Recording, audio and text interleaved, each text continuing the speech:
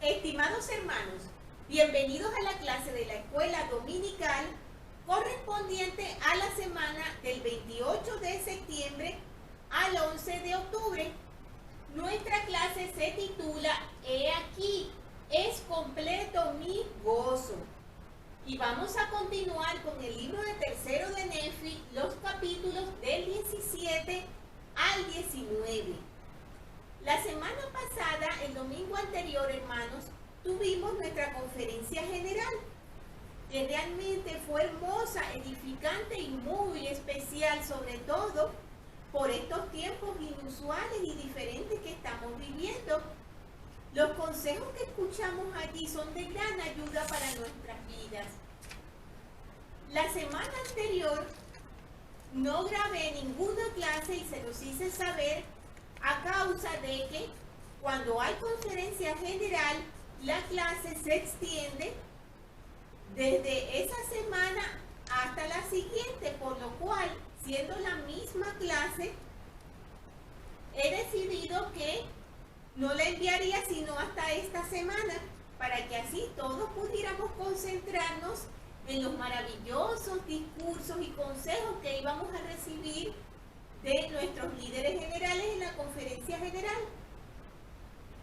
Muy bien, comenzando entonces con esta maravillosa lección, hermanos, recordemos que hemos estado estudiando acerca de la visita que nuestro Salvador hizo en las Américas, especialmente a los nefitas. Recordemos que en la última parte de la lección veíamos las cosas y escuchábamos las cosas que el Salvador le había dicho y le había enseñado a los nefitas. Ahora ya en estos capítulos, comenzando con el 17, veremos que el Salvador le dice a los nefitas que su tiempo está cerca. Es decir, que ya en poco tiempo él se marcharía. Entonces nos relatan esos versículos que él sintió una gran compasión porque se dio cuenta que muchas de las personas no estaban comprendiendo las enseñanzas que él estaba dando. Y entonces les mandó a hacer 3 cosas muy especiales e importantes. Les dijo: id a vuestras casas y meditad acerca de mis palabras.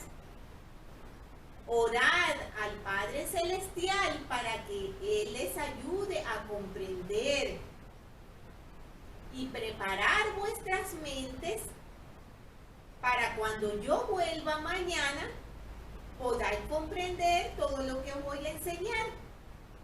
Esas 3 cosas que le enseñó el Salvador, hermanos, a los nefitas, que les pidió que hicieran, no fue algo que solamente vale para ellos. Es algo que puede ser muy útil y es más, es indispensable en nuestras vidas dentro de lo que es el aprendizaje del Evangelio. Porque quizás muchas veces caigamos en el error de pensar que solamente al leer y cumplir, por decir algo, voy a leer 5 versículos del libro de Mormón cada día. Si solamente yo me concentro nada más que en leerlos por encima, difícilmente yo voy a comprender las importantes enseñanzas y los tesoros espirituales que hay en los versículos. Es importante, hermanos, que meditemos acerca de lo que leemos, acerca de lo que escuchamos, como pidió el Salvador a los nefitas que hicieran, ya que se dio cuenta que ellos no estaban comprendiendo. Y eso pues nos ocurre también a nosotros. Vamos a leer algo acerca de este tema de meditar, que es muy importante. Tenemos, déjenme ponerme los lentes porque no veo. Meditar las cosas de Dios nos ayuda a no volvernos desidiosos en nuestras formas de tratar con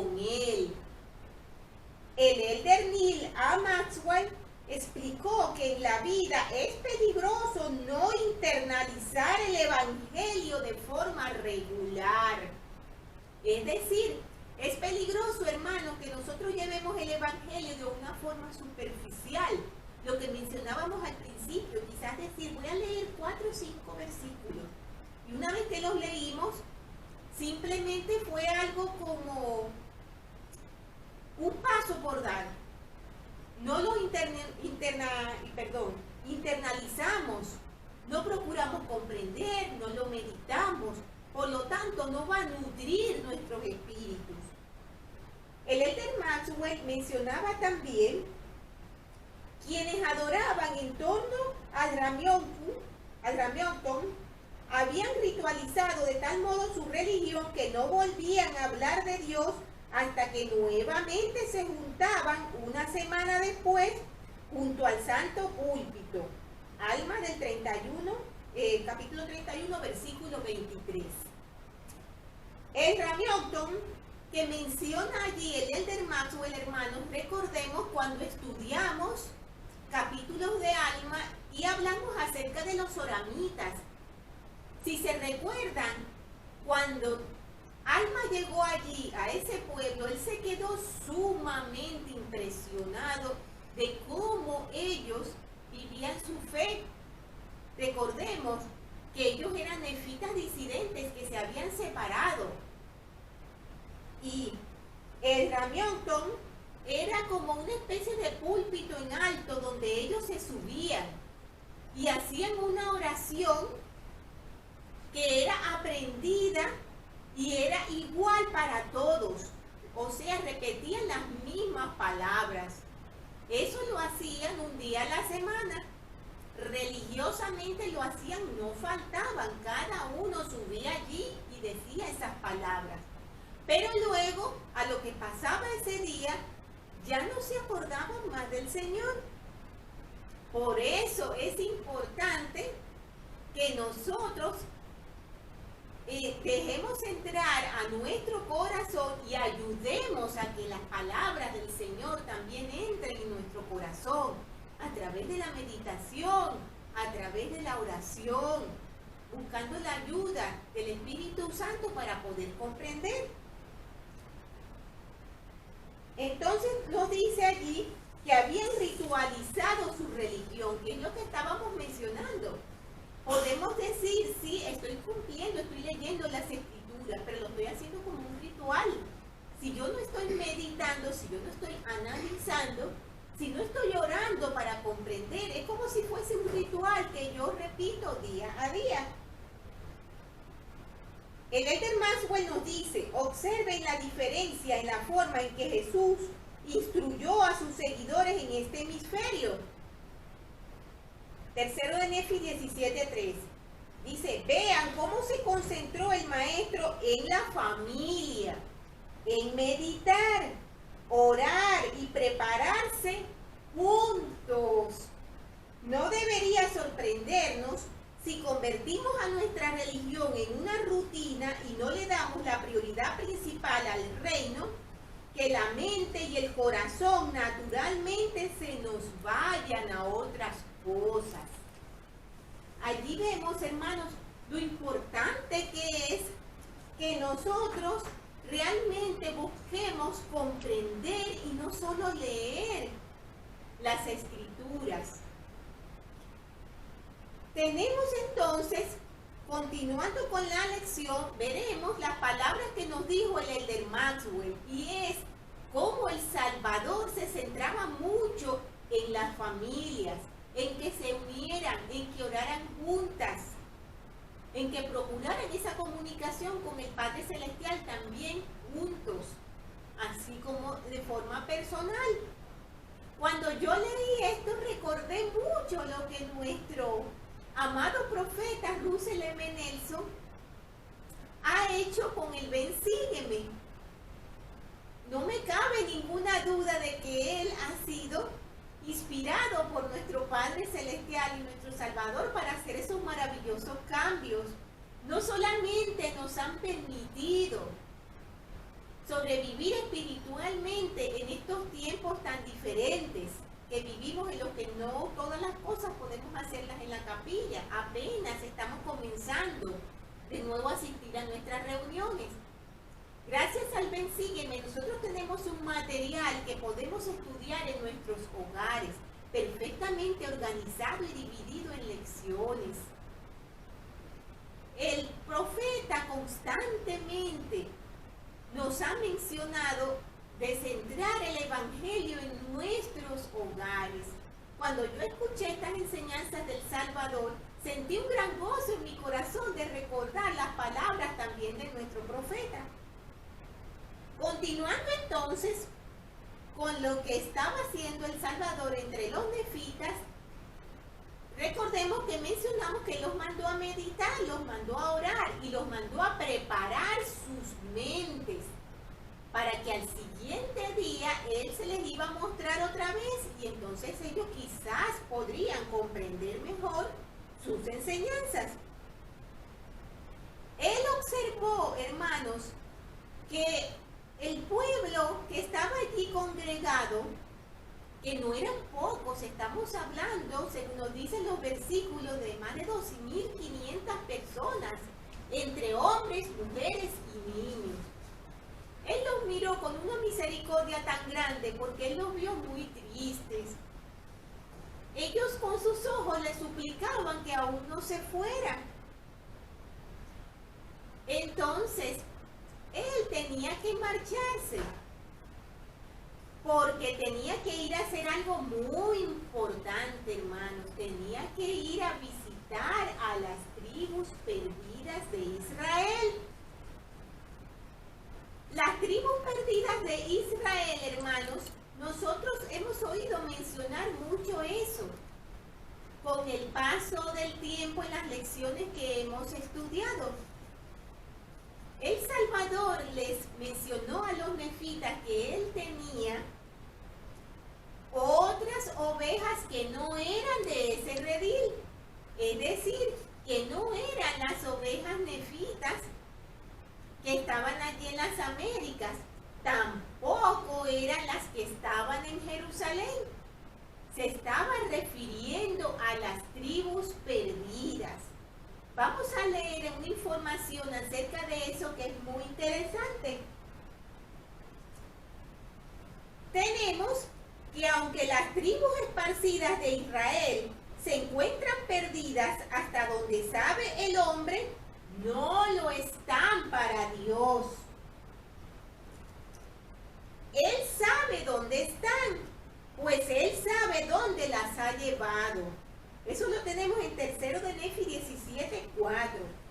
El hecho de que Él tenga conocimiento de ellas y la visita del Salvador a las tribus perdidas de Israel sugiere la posibilidad de que algún día tendremos otro relato de las visitas de Jesús a sus ovejas. El elder Maxwell señaló: entre los tesoros que no han aparecido aún, hay libros perdidos. Las escrituras actuales mencionan más de 20 de estos, y quizás más asombrosos y mayores sean los registros de las tribus perdidas de Israel. Véase 2 de Nefi 29:13. Ni siquiera sabríamos del inminente tercer testamento de Cristo si no fuera por el valioso libro de Mormón, el segundo testamento de Cristo. Cuando aparezca este tercer conjunto de registros sagrados, completará una tríada de la verdad. Entonces, como dijo el perfecto pastor, y mi palabra se reunirá también en una. 2 de Nefi 29:14. Y habrá un redil y un pastor. 1 de Nefi 22:25. En una unión entera de todas las dispensaciones cristianas de la historia humana. Esto se encuentra, hermanos, en la Liaona de enero de 1987. Palabras del elder Neil A. Maxwell. Muy importantes, hermanos, y muy interesantes acerca de todo esto de las tribus perdidas. Me emocionó mucho cuando escuché eso acerca de sus registros. y medité en verdad, así como todos estos pueblos en los que hemos estado hablando han llevado análisis y han llevado información de todo lo que ha transcurrido en su historia, también las tribus perdidas seguro que lo han llevado. Y será muy hermoso poder conocerlos algún día cuando el Señor determine que estos registros deban aparecer. Continuando entonces con la lección, mencionamos que el Salvador miró cómo los nefitas estaban entristecidos porque no querían que él se marchara todavía. Entonces él menciona que sus entrañas se llenaron de una gran misericordia y una gran compasión. Hermanos, ¿saben ustedes que la palabra compasión en las Escrituras significa algo muy hermoso? No significa solamente decir, ay, pues, pobrecita esa persona que está sufriendo. No, hermanos. Compasión significa sufrir con otros, es decir, sentir en nuestros corazones el pesar y la aflicción que pueden sentir nuestros hermanos en esos momentos difíciles de sus vidas. Continuando entonces, tenemos que el Salvador, cuando vio la tristeza que había entre ellos, él menciona que sus entrañas se llenaron de misericordia y de compasión por todos ellos. ¿Saben por qué, hermanos? Como lo menciona él allí, él se dio cuenta que los nefitas también querían ver todos esos milagros y todas esas cosas maravillosas que él había hecho en su ministerio terrenal entre los judíos en el viejo mundo. Por lo cual el Salvador les dijo, tenéis enfermos, traedlos aquí, a los cojos, a los ciegos, a los sordos, a los mudos, a todos aquellos que estén afligidos, traedlos aquí, porque yo sé que tenéis suficiente fe para ser sanados. Y entonces el pueblo trajo a todos sus enfermos, y allí mencionan que tanto los enfermos como los que estaban sanos se postraron ante los pies del Salvador y bañaron sus pies de sus lágrimas. Fueron momentos realmente entrañables y hermosos, hermanos, que yo les recomiendo que lean y mediten con mucho detenimiento en sus hogares estos versículos, ya que no podemos leerlos absolutamente todos. Como vemos allí, hermanos, y hemos visto desde la aparición también del Salvador y en todo su ministerio, vemos una lección muy importante que nos dio el Salvador. Y Él nos enseñó a ministrar. El Salvador es nuestro ejemplo perfecto de ministrar. Si observamos, Él se llenaba de misericordia por todas las personas que Él estaba enseñando. Él no se sentía ajeno a las aflicciones que ellos padecían. Él sufría con ellos. Él procuraba instruirlos. Él se fijó si ellos comprendían o no comprendían lo que Él les estaba enseñando. No se limitó únicamente a pararse allí y decirle todas las cosas. Él quería que sus palabras entraran en sus corazones y por eso los trataba de ayudar aconsejándolos cómo podían hacer para poder comprender. Son ejemplos muy hermosos, hermanos, que nosotros debemos de tomar en nuestras vidas, porque la administración en nuestra iglesia para nosotros como miembros de los santos, de la iglesia de los santos de los últimos días es vital. Todos lo sabemos. Todos necesitamos de esa ayuda. Todos necesitamos del amor. Todos necesitamos de esa compasión. Pero así como nos las enseñó el Salvador, que es nuestra luz y es nuestro mejor ejemplo. Continuando entonces, estas personas trajeron a él, como mencionamos, a los enfermos y a los afligidos. Y Jesús los fue sanando. Entonces lo fueron llevando. Entonces él mandó hacer algo muy hermoso y muy significativo en estos capítulos. En el versículo 11 nos dice que aconteció que mandó a que trajesen a sus niños pequeñitos. De tal modo que los nefitas trajeron a sus niños.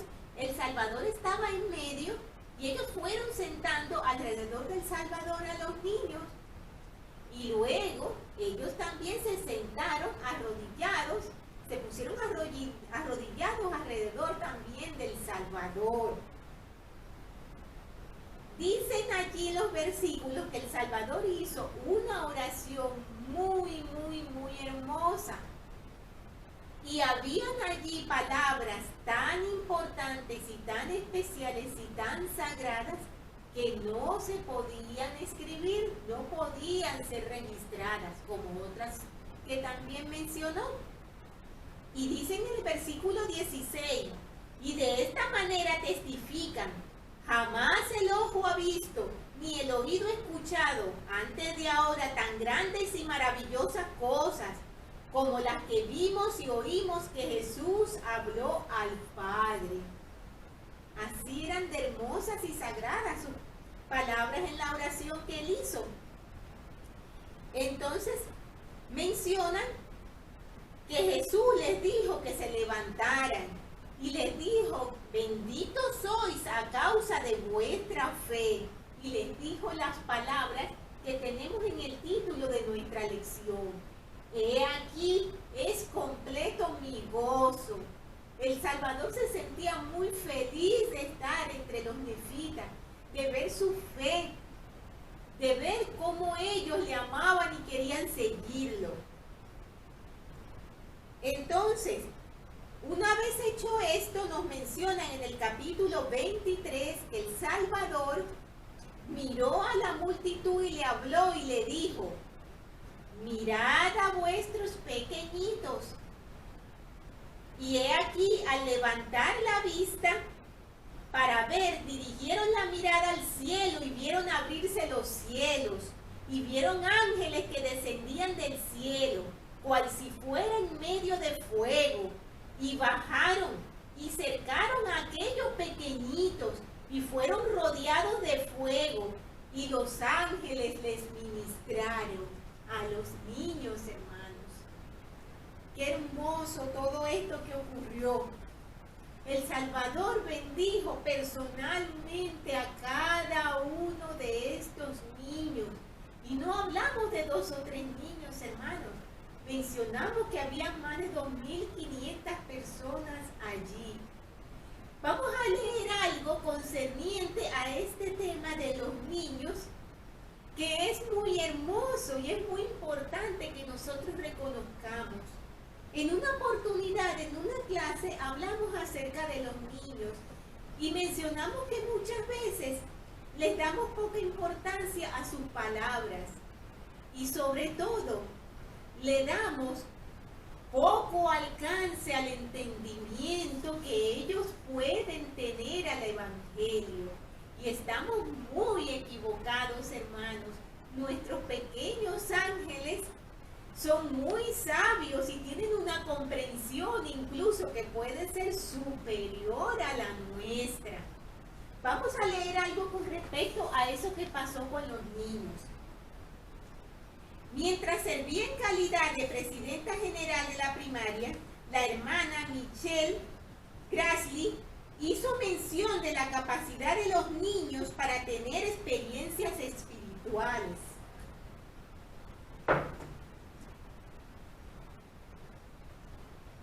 Y mencionó, me parece significativo el que el Salvador haya dado las enseñanzas más sagradas solamente a los niños y luego les haya soltado la lengua para que ellos enseñaran a la multitud.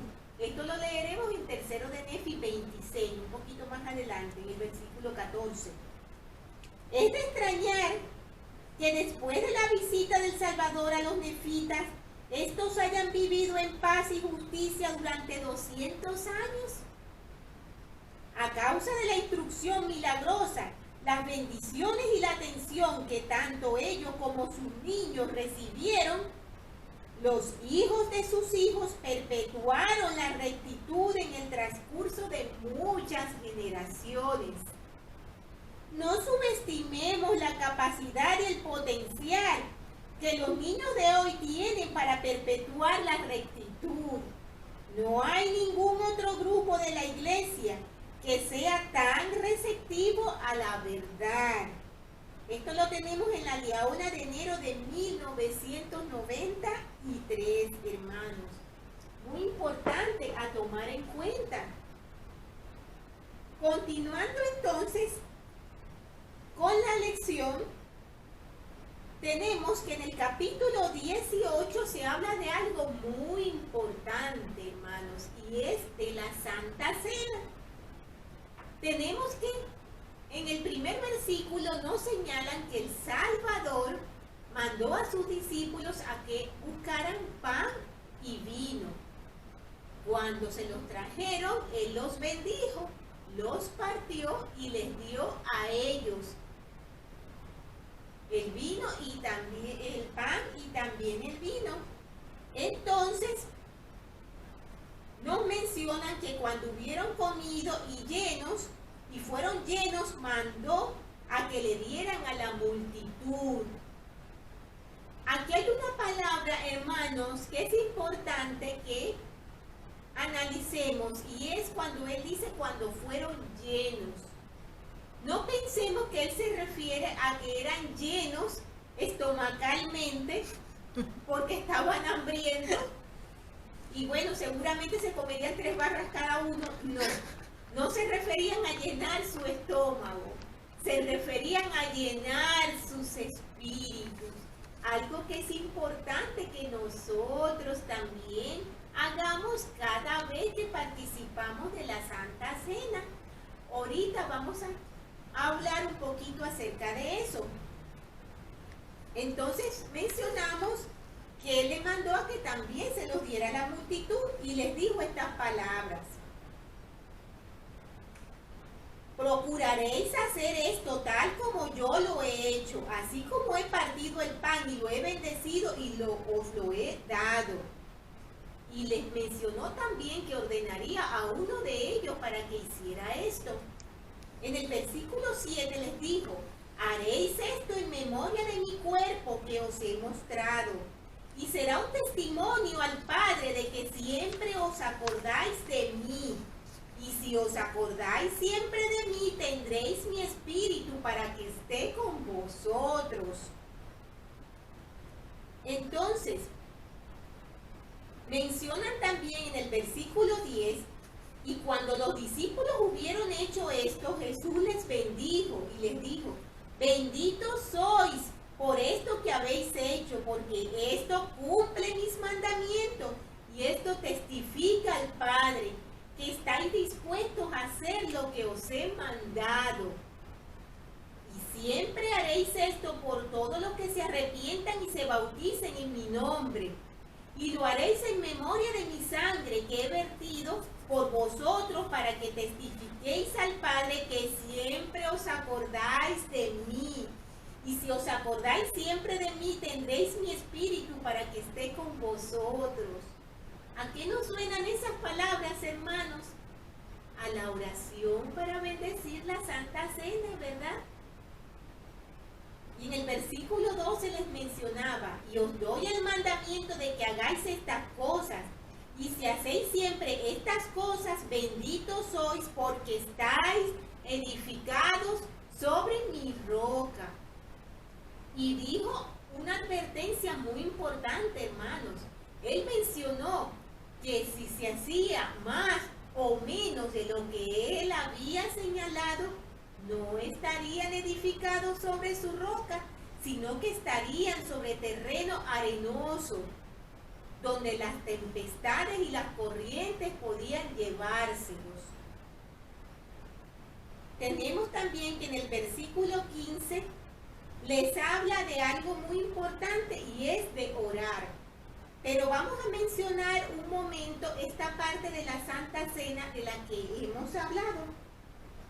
Él mencionó que debían recordarle siempre. El Salvador enseñó que el propósito principal de tomar la Santa Cena es recordarlo a Él.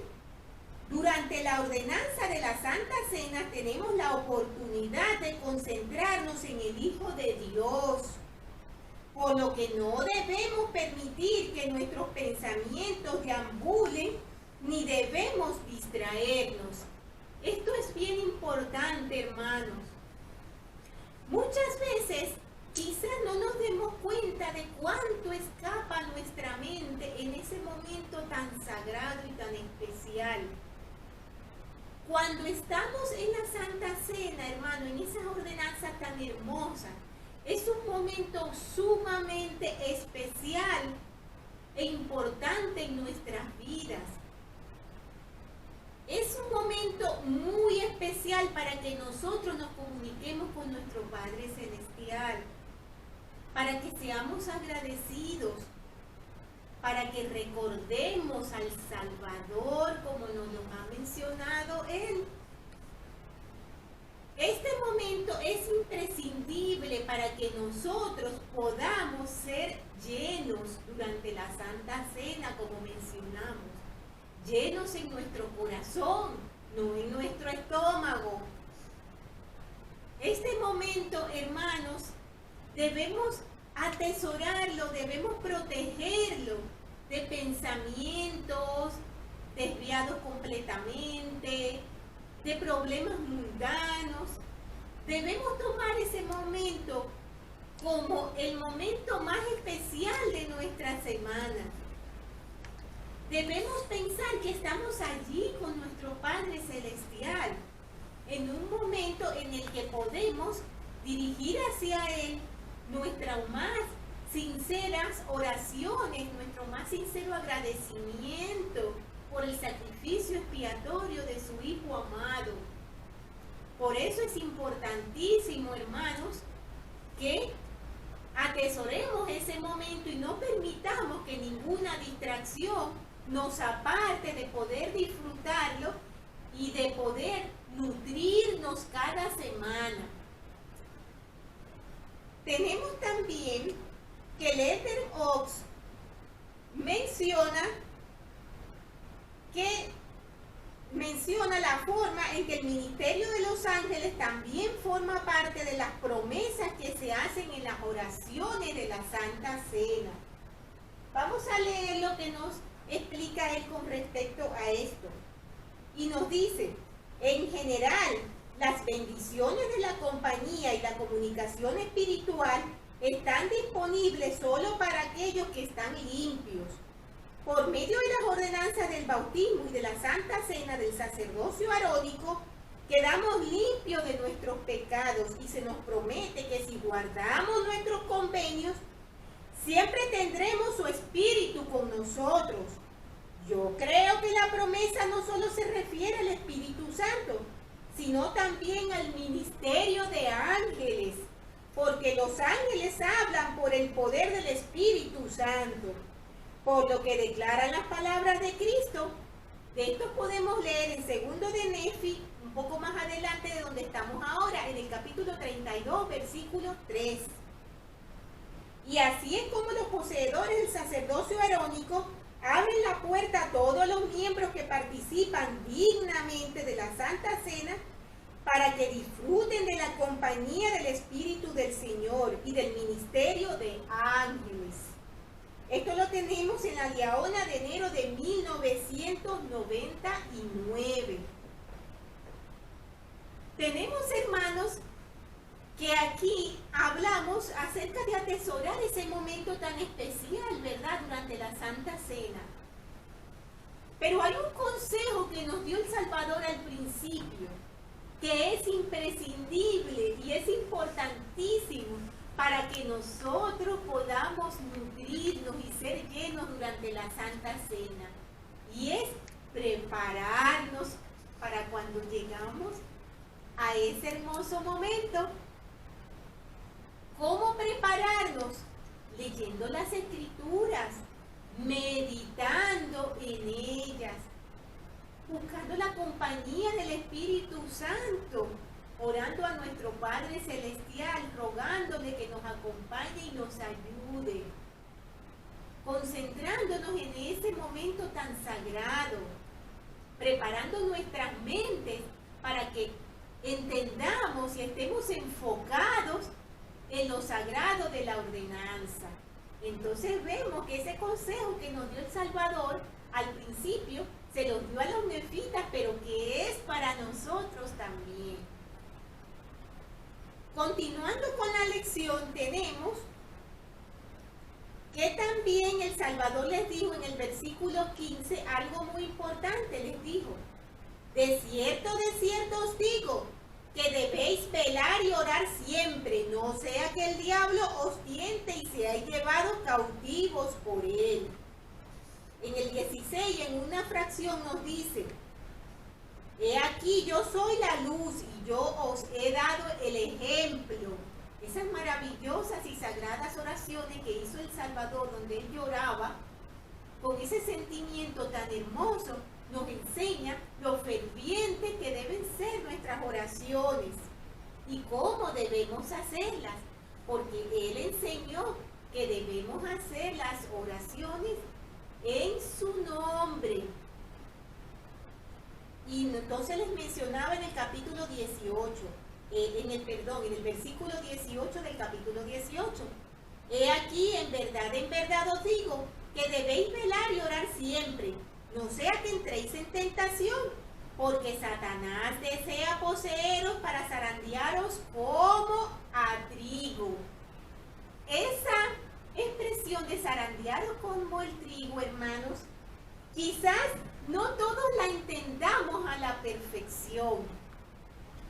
Recordemos que en la antigüedad, cuando se recogían las cosechas, las espigas de trigo se sacudían. Ok, pero ¿cómo entendemos esto que menciona el Salvador? Quizás muchos pensemos, porque yo era una de ellas, que pensaba que esto se refería a que el adversario nos pedía para bofetearnos. O sea, para hacernos lo que él quisiera y hacernos sentir lo peor del mundo. Pero vamos a leer que estas palabras del Salvador tienen un significado aún más grande de eso. Y tenemos lo siguiente. El Bruce McCunkie nos dice: esta es una expresión idiomática que entendían claramente las personas de aquella época, más que las de hoy en día. En esencia y pensamiento, Jesucristo está diciendo: Pedro, Satanás te quiere en su cosecha. Quiere cosechar tu alma y llevarte a su granero, porque esto era lo que ocurría una vez que sacudían las espigas. Ese grano era el que se guardaba, por lo cual eso es lo que quiere hacer el adversario con nosotros, zarandearnos y llevarnos a ser sus discípulos. Entonces dice: quiere cosechar tu alma y llevarte a su granero, ponerte en lo recogido, donde te tendrá como discípulo suyo. Es la misma figura que usamos cuando decimos que el campo está blanco y listo para la siega y salimos a predicar el evangelio y cosechar las almas de los hombres. Bien, Satanás quería poseer a Pedro, quería zarandearlo como al trigo o cosechar su alma. Y eso es lo que también quiere hacer con cada uno de nosotros. Tenemos también, hermanos, que el Salvador les dijo a ellos que debían orar y velar siempre. Él les enseñó cómo orar. Él les enseñó lo importante que era orar. Tenemos unas palabras del presidente Henry B. Eyring, de la primera presidencia, que son muy importantes. Y dice que él reflexionó acerca de la importancia de la comisión de recordarles siempre. y de orar siempre. ¿Qué es lo que quiere decir el maestro cuando nos advierte que debemos orar siempre? No tengo la sabiduría necesaria para saber todos sus propósitos cuando nos da el convenio de recordarle siempre y la advertencia de orar siempre para que no seamos vencidos. Pero sé uno de ellos. Es porque Dios conoce a la perfección las potentes fuerzas que influyen en nosotros y también sabe lo que es ser humano. Él sabe lo que es que las preocupaciones de la vida nos agobien. Y Él sabe que nuestras facultades humanas de lidiar con las cosas no son constantes. A medida que vaya aumentando la intensidad de las fuerzas que nos rodean, la fuerza espiritual que alguna vez fue suficiente ya no bastará. Y se pondrá a nuestra disposición más crecimiento espiritual del que alguna vez consideramos posible. Nos encontramos en peligro si subestimamos tanto la necesidad de tener fuerza espiritual como la oportunidad de lograrla. Empiecen por recordarlo a Él. Recordarán lo que saben y lo que aman. El Señor escucha las plegarias de sus corazones, los sentimientos del corazón de amor por nuestro Padre Celestial y su amado Hijo Jesucristo. Pueden ser tan constantes que nuestras oraciones siempre ascenderán. Esto fue mencionado en una charla fogonera para jóvenes adultos el 3 de enero de 1999 y se encuentra en la revista Ensign de octubre de 1999. Tenemos, hermanos, aquí algo muy importante que nos enseñó el Salvador, y es que nos enseñó la importancia de orar. Pero no solamente nos enseñó que era importante, nos enseñó cómo orar. Tenemos también, con respecto a este tema tan importante de la oración, unas palabras del elder Richard Scott, el cual testificó acerca del valor de la oración y dice: oramos a nuestro Padre Celestial en el sagrado nombre de su amado Hijo Jesucristo. La oración es más efectiva cuando nos esforzamos por ser puros y obedientes. Tenemos motivos dignos y estamos dispuestos a hacer lo que Él pide. La oración sincera y humilde brinda dirección y paz. No se preocupen si expresan con torpeza lo que sienten. Solo habla a tu compasivo y comprensivo Padre. Tú eres su preciado Hijo, a quien Él ama plenamente y desea ayudar. A medida que ores, ten en cuenta que el Padre Celestial está cerca y te escucha. Para mejorar tu forma de orar, aprende a hacer las preguntas correctas. En lugar de pedir lo que tú quieres, busca honradamente lo que Él desea para ti. Entonces, a medida que aprendas su voluntad, ora para obtener la fortaleza para cumplirla. Si alguna vez te has sentido distanciado de nuestro Padre Celestial, las razones podrían ser muchas. Sin importar la razón, a medida que sigas suplicando ayuda, Él te guiará para que hagas aquello que restaurará en ti la certeza de que Él está cerca. Ora aún cuando no tengas el deseo de hacerlo.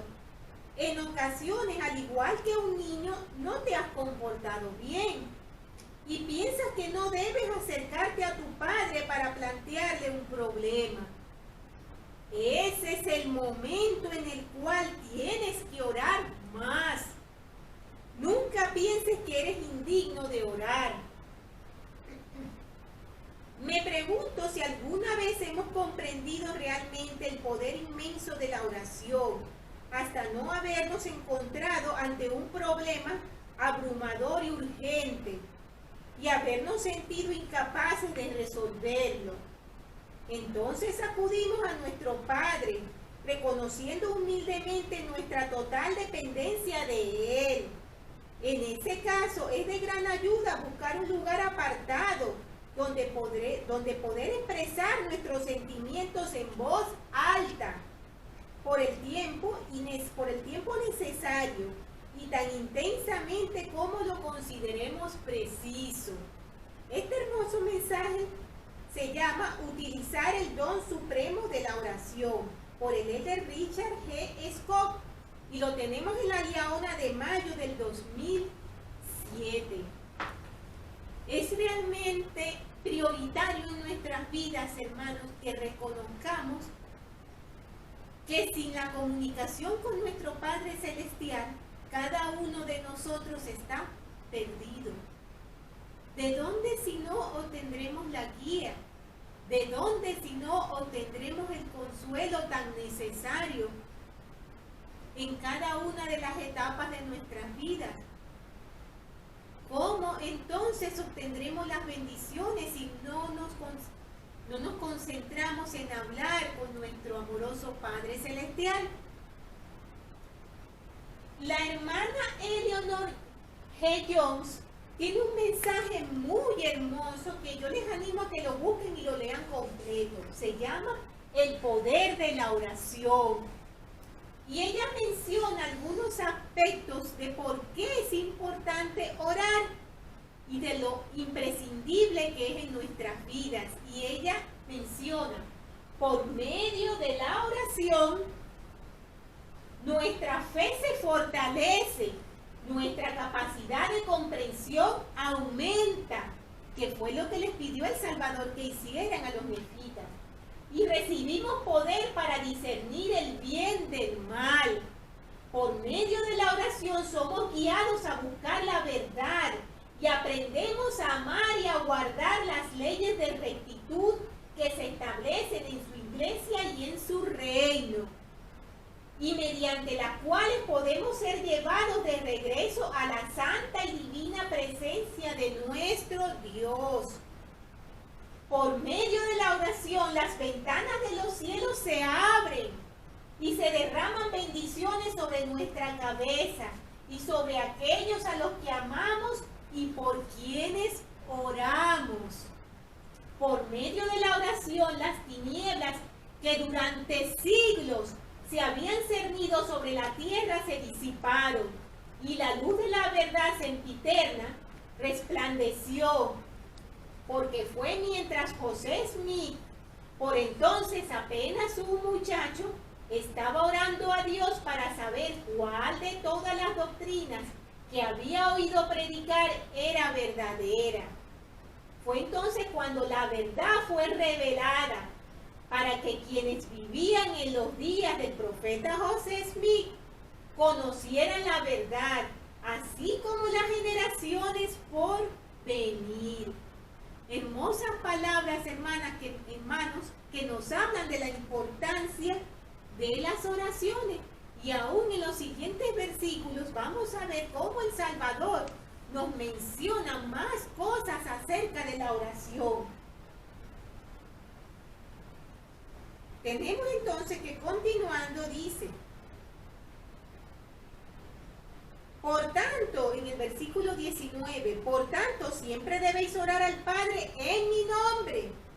Cualquier cosa que pidáis al Padre en mi nombre, si es justa, creyendo que recibiréis, he aquí os será concedida. Orar al Padre en vuestra familia, siempre en mi nombre, para que sean bendecidos vuestras esposas y vuestros hijos. Alzad pues vuestra luz para que brille ante el mundo. He aquí yo soy la luz que debéis sostener en alto, aquello que me habéis visto hacer. He aquí habéis visto que he orado al Padre y todos vosotros habéis sido testigos. Y habéis visto que he mandado que ninguno de vosotros se alejara, sino más bien he mandado que vinieseis a mí, a fin de que palpéis y vieseis. Así haréis vosotros al mundo, y el que quebranta este mandamiento se deja llevar a la tentación. Él nos está diciendo, hermanos, algo muy importante. Nosotros no podemos desechar a nuestros hermanos. Aunque ellos hayan cometido errores, aunque consideremos que no están haciendo las cosas quizás como nosotros pensemos que es mejor o como realmente son correctas, recordemos siempre que el Salvador nos llama a todos. Y sucedió que cuando Jesús hubo hablado estas palabras, volvió de nuevo la vista a los discípulos que había escogido y les dijo: he aquí, de cierto os digo, os doy otro mandamiento, y luego debo ir a mi Padre para cumplir otros mandamientos que Él me ha dado. Él debía irse a ver a los habitantes de las tribus perdidas. Y he aquí, este es el mandamiento que yo os doy, que no permitáis que ninguno a sabiendas participe indignamente de mi carne y de mi sangre cuando la administréis. Porque quien come mi carne y bebe mi sangre indignamente, come y bebe condenación para su alma. Por tanto, si sabéis que un hombre no es digno de comer y beber de mi carne y mi sangre, se lo prohibiréis. Vemos aquí un detalle que es importante, hermanos, que nosotros resaltemos. Él, cuando dijo esas palabras, él se dirigió a sus discípulos. Él no habló a toda la congregación que estaba reunida. ¿Cómo entendemos estos, hermanos? Que no somos todos nosotros quienes debemos de juzgar quién puede o quién no puede tomar la Santa Cena. Vamos a hablar un poquito con respecto a esas palabras que son bien importantes. Y nos dice lo siguiente: el Salvador dejó de hablar a la multitud y se volvió a los líderes que había escogido. Su mensaje en los versículos 28 y 29 fue dado a los líderes del sacerdocio a modo de advertencia de no permitir que los indignos participen de la Santa Cena. Y de estos versículos aprendemos que los miembros de la Iglesia deben dejar la responsabilidad de determinar la dignidad para tomar la Santa Cena a aquellas personas que el Señor ha llamado para emitir tales juicios, como el obispo o el presidente destaca. Pero si nos negamos a arrepentirnos y mejorar, si no lo recordamos a Él, ni guardamos sus mandamientos, detenemos nuestro progreso. Y eso es condenación para nuestra alma. La Santa Cena se experimenta de forma sumamente personal y cada cual sabe si es digno o no. O sea que nosotros tenemos una responsabilidad en eso también, hermanos. Ciertamente, aquellos que el Señor ha apartado y ha ordenado para servir en su sacerdocio, que pueden juzgar la dignidad de una persona, ellos no pueden saber exactamente lo que cada uno de nosotros hacemos. Puede que lo sepan y entonces puedan ellos acercarse a nosotros y advertirnos. Pero si ellos no lo saben, hermanos, recordemos que nuestro Padre Celestial sí lo sabe. Por lo cual estas palabras de que cada uno sabe si es o no es digno de tomar la Santa Cena son muy importantes. Tenemos que, al participar dignamente de la Santa Cena, adquirimos conciencia de lo que nos haga falta mejorar y recibiremos la ayuda y la determinación de hacerlo. Sea cuales fueren nuestros problemas, la Santa Cena siempre nos infunde esperanza. Tenemos entonces también que el Salvador les dijo a los discípulos que aunque hubieran personas que no eran dignas de tomar la Santa Cena, ellos no podían apartarlos ni echarlos. Y les dijo lo siguiente: no obstante, no los echaréis de entre vosotros, sino que le ministraréis y oraréis al Padre por él en mi nombre. Y si acontece que se arrepiente y es bautizado en mi nombre, entonces lo recibiréis y le daréis de mi carne y sangre. Pero si no se arrepienten no será contado entre los de mi pueblo, a fin de que no destruya mi pueblo, pues he aquí, conozco a mis ovejas y están contadas.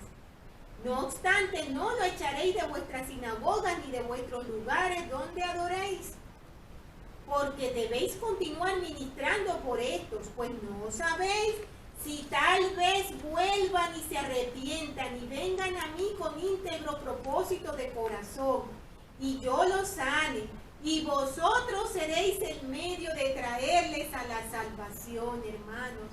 He allí la gran importancia de que nosotros no emitamos ese terrible juicio de tú te vas al infierno, tú no estás cumpliendo con las cosas de la iglesia, no voy a estar contigo, no voy a ayudarte. No, nosotros tenemos obligación de ministrar a esas personas y ayudarlas en todo cuanto nos sea posible a volver de nuevo a la verdad. Y entonces, como dice el Salvador, nos habremos convertido en un instrumento en sus manos para hacer que esas almas se salven. Y eso es algo realmente hermoso. Entonces dice en el versículo 36, y aconteció que cuando Jesús hubo dado fin a estas palabras, tocó la mano a sus discípulos.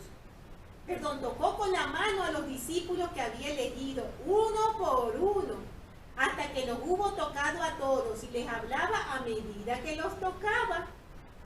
Esto, hermano, nos recuerda algo, ¿verdad? La imposición de manos, cuando somos apartados a nuestro llamamiento, cuando nos es otorgado el don del Espíritu Santo. Entonces nos dice, en el 37, los discípulos dieron testimonio de que les dio el poder para conferir el Espíritu Santo. Y más adelante os mostraré que este testimonio es verdadero. Entonces hablan de una nube que lo cubrió todo. Ya no podían ver. Y cuando esa nube se disipó, ya el Salvador se había marchado a visitar a las tribus de Israel. Recordemos que Él les dijo que se prepararan y que al día siguiente Él volvería a ministrarles. Tenemos que en el capítulo 19 nos mencionan que todos volvieron a sus hogares. Iban deseosos de volver a ver al Salvador, tanto así que empezaron a regar entre todos la visita que habían recibido del Salvador y que Él se presentaría de nuevo al día siguiente, por lo cual muchísimas más personas comenzaron a hacer preparativos porque tenían que estar allí presentes, querían hacerlo. Tenemos entonces también que cuando llegó el siguiente día, nos hablan aquí que Nefi se presentó junto con los 12 discípulos que había elegido el Salvador. Y vieron que habían tantas, pero tantas personas que las dividieron en 12 grupos, por lo cual cada uno de ellos les ministró con las mismas palabras que había empleado el Salvador. Y los mandaron a que se arrodillasen y a que oraran. Y entonces nos mencionan aquí algo que ellos hicieron que es importante que expliquemos. Ellos mencionan que después que ellos habían hecho eso, ellos también hicieron algo muy importante y fue que oraron para poder tener el Espíritu Santo, para que les fuese dado ese maravilloso don. Recordemos, hermanos, que siempre cuando nos bautizamos nos recuerdan que el don del Espíritu Santo no es un objeto que nos dan simplemente y que nosotros tomamos y guardamos. El don del Espíritu Santo es algo que depende de nosotros, de nuestras actitudes, de cómo nosotros avancemos en rectitud y de que nosotros nos dirijamos a nuestro Padre Celestial solicitándole que este maravilloso don esté con nosotros. Y esto lo hacían los discípulos que el Salvador había llamado. Y dice que sucedió que Nefi entró en el agua y fue bautizado. En el versículo del 11 en adelante, en el capítulo 19. Y salió del agua y empezó a bautizar, y bautizó a todos aquellos a quienes Jesús había escogido. que aconteció que cuando todos fueron bautizados y hubieron salido del agua, el Espíritu Santo descendió sobre ellos y fueron llenos del Espíritu Santo y de fuego. Descendieron ángeles del cielo y les ministraron. Y sucedió que mientras los ángeles estaban ministrando a los discípulos, he aquí, Jesús llegó y se puso en medio de ellos y también les ministró. Aquí tenemos algo que nos puede llamar mucho la atención, hermanos. Si recordamos en los otros capítulos, nosotros hablamos de bautismos, ¿verdad? Hablamos de que Nefi bautizaba. Entonces podemos pensar, ¿por qué se han vuelto a bautizar? ¿Cuál es la causa? ¿Qué significa esto? Vamos a leer un poco con respecto a eso. El presidente Joseph Fielding Smith lo explicó. Tenemos que cuando Cristo apareció entre los nefitas en este continente, mandó que fuesen bautizados, aunque ya habían sido bautizados previamente para la remisión de sus pecados. El Salvador le ordenó a Nefi y a todo el pueblo que se bautizasen de nuevo, porque él había organizado de nuevo la iglesia bajo el Evangelio. Antes de eso había sido organizada bajo la ley. Por la misma razón, José Smith y aquellos que habían sido bautizados antes del 6 de abril de 1830 fueron bautizados de nuevo el día de la organización de la iglesia. Podemos leer acerca de esto en las Escrituras, de Tercero de Nefi 19, del 7 al 15, también en el capítulo 26, versículo 17, en Tercero de Nefi 9, del 15 al 22, en el capítulo 11, del 10 al 40, en el 12, del 18 al 19, y en el 15, del 4 al 10. Y esta información del presidente Joseph Fielding Smith la tenemos en Doctrina de Salvación en el tomo 2. Continuando entonces con lo que el Salvador estaba haciendo entre los nefitas, tenemos que mencionamos que él apareció y también le ministró a Nefi y a los discípulos. Entonces mencionan que él les mandó a que orasen. Y he aquí, en el versículo 18 nos dice, empezaron a orar y oraron a Jesús, llamándolo su Señor y su Dios.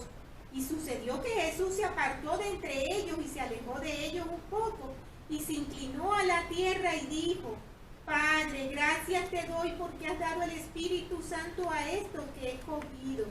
Y es por su creencia en mí que los he escogido entre el mundo. Tenemos aquí otro detalle, hermanos, y es que mencionamos que ellos le oraron al Salvador. Cuando nosotros leemos eso, pues probablemente podemos pensar, pero se nos ha enseñado que debemos orar a nuestro Padre Celestial en el nombre de nuestro Salvador Jesucristo. Vamos a ver cómo se explica esto que se menciona en esos versículos. No hay lugar en las Escrituras en el que nos enseña a orar a Jesús. Sin embargo, en esta ocasión única, los discípulos ofrecieron oraciones al Hijo en lugar de al Padre. El Elder Bruce McCookie sugirió una razón por la cual puede haber ocurrido esto. Hay una razón especial por la cual se hizo esto en esta ocasión y por única vez. Jesús ya les había enseñado a orar al Padre en su nombre, cosa que hicieron primero. Jesús estaba presente ante ellos como símbolo del Padre. Verlo a Él era como ver al Padre. Orarle a Él era como orarle al Padre.